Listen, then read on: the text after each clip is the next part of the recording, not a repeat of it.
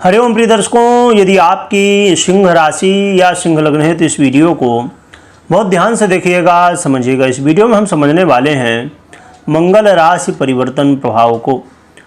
अब मंगल का बहुत बड़ा परिवर्तन होने जा रहा है और ये परिवर्तन 7 जून को सिंह राशि में हो चुका है।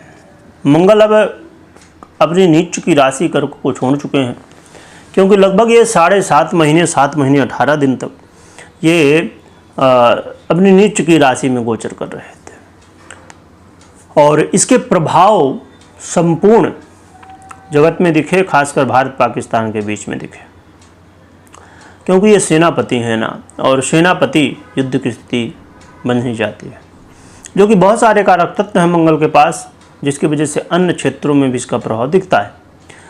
मंगल वो ग्रह हैं जो कि व्यक्ति के जीवन में बहुत इम्पोर्टेंट है। हर एक ग्रह का अपना प्रभाव होता है और हर एक ग्रह महत्वपूर्ण है, परंतु मंगल क्योंकि एनर्जी है और जिस व्यक्ति के अंदर एनर्जी हो तो हर एक काम को बड़ी तेज़ी से करता है। पर यदि भैया एनर्जी नहीं है तो फिर तो स्वाभाविक सी बात है कि काम डिले ही होता है। मंगल पुरुषार्थ है, इसीलिए मंगल को समझना बेहद ज़रूरी है। और सिंह वालों की बात की जाए तो सिंह वालों के लिए आपके ये भाग्येश भी हैं और आपके सुखेश भी हैं। और वर्तमान में अब ये जो सिंह राशि यानी कि आपके ही राशि में गोचर करेंगे, आपके ही लग्न में गोचर करेंगे, जिसकी वजह से मंगल का क्या प्रभाव होगा इसे समझेंगे। क्योंकि मंगल की स्थिति जो है ना, अब मंगल बुरी तरह फंसने वाले हैं। क्यों फंसने वाले? देखिए, पहली बात तो ये कि ये अपनी नीच राशि से मुक्त हो चुके, ये बहुत अच्छी बात, और सिंह राशि में गोचर करेंगे, ये भी बहुत अच्छी बात है।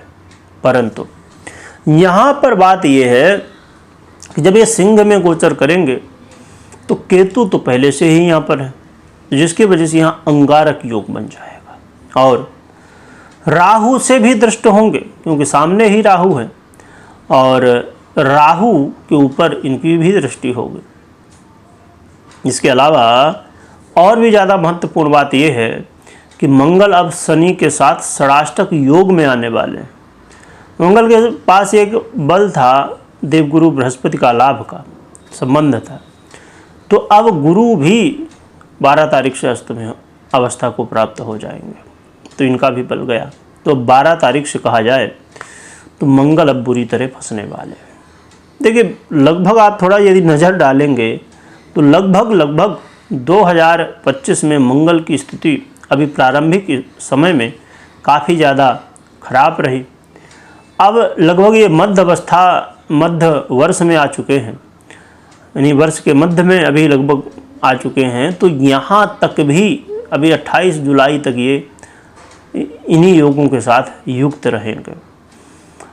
तो मंगल की कुछ ऐसी स्थिति है। चलिए जानते हैं कि मंगल हमें प्रभाव क्या देंगे, क्या कैसा फल हमें मिलने वाला, क्या उपाय करने होंगे, सभी कुछ जानेंगे। मंगल का जो परिवर्तन है प्रिय दर्शकों, ये आपके जीवन में व्यापार के दृष्टिकोण से लाभदायक होगा।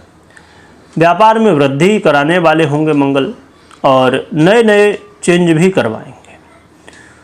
मंगल देखा जाए तो व्यापार के दृष्टिकोण से तो बहुत अच्छी स्थिति में है, परंतु दाम्पत्य जीवन में इसका प्रभाव नेगेटिव रहेगा।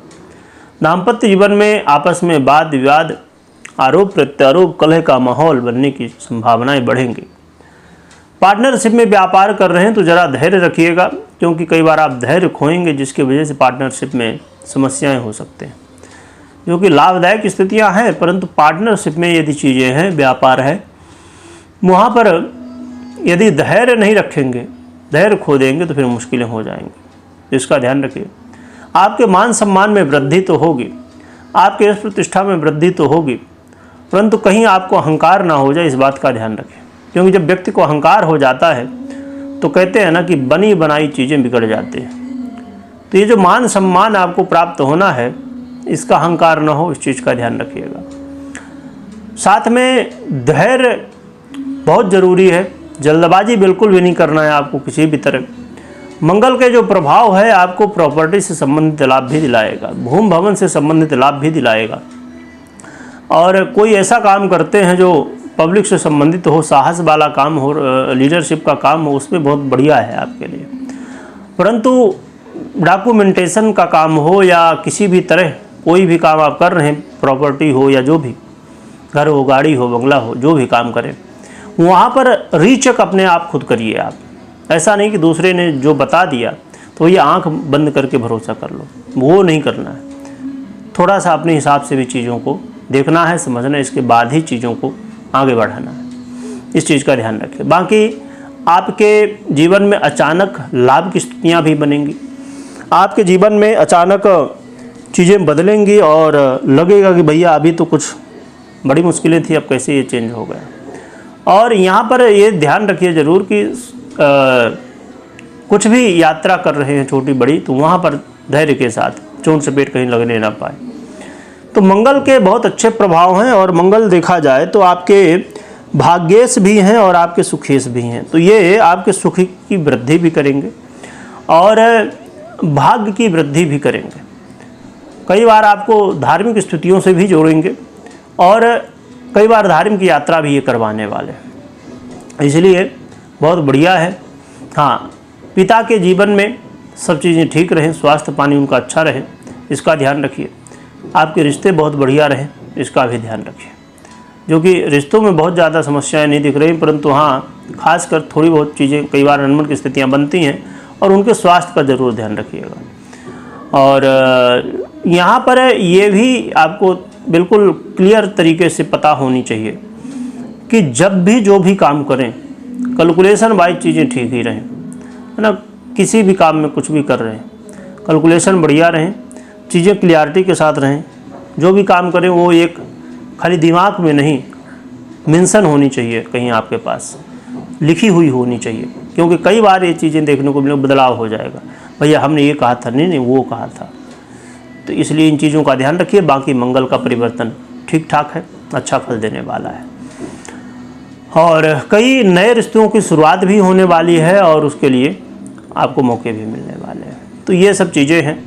और परंतु नए रिश्तों की शुरुआत, अब जैसे विवाह की यदि हम बात कर लें, विवाह यदि होने वाला है तो कुंडली मिलान के साथ ही विवाह करें, क्योंकि मंगल जब यहाँ पर आ जाते हैं तो कई बार चीज़ें ना चाहते हुए भी ऐसी अब मांगलिक जैसी स्थितियाँ बन जाती हैं।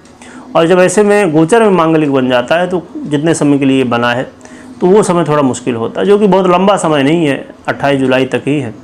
तो इसे हमें थोड़ा आगे बढ़ा के फिर आगे कामों को करना चाहिए। तो नए रिश्ते की शुरुआत करना है या वैवाहिक जीवन में है तो थोड़ा सा इस समय आपको इन चीज़ों का ध्यान रखना होगा।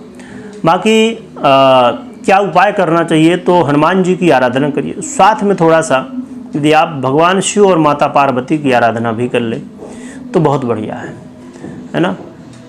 तो यदि शिव परिवार की भी आराधना करेंगे ना तो कोई भी समस्या नहीं, या तो हनुमान जी की भी कर लेंगे, पर साथ में यदि हनुमान जी की कर रहे हैं तो शिव परिवार की भी करिए, या तो खाली शिव परिवार करेंगे तो भी चलेगा।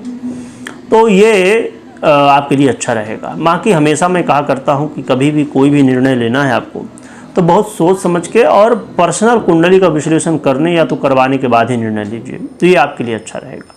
क्योंकि प्रिय दर्शकों, वो वाली चीज़ें हैं कि कुंडली, ये जो गोचर कुंडली है और पर्सनल कुंडली, ये दोनों ही जब चीज़ें आपको अच्छे फल देती हैं तभी फल मिलता है, नहीं तो कोई बार फिर आप सुनते हैं वैसा होता नहीं। तो ये बहुत ज़रूरी बात है।